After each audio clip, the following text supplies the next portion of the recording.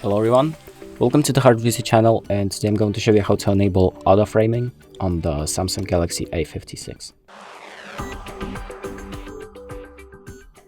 So basically what auto framing is if you want the person that's in the video to be centered in the video, so for the zoom to be changing according to the person's location, what you want to do is open up the camera app, then hit video, and then click on these four dots right here, and click on this button right here that has this little cross square. And now auto framing is on, and when the camera detects a person and that person is moving in the frame, it's going to be adjusting the video to always have the person like in the middle. And that's about it. Thank you for watching. I hope this video helps, and make sure to like and subscribe.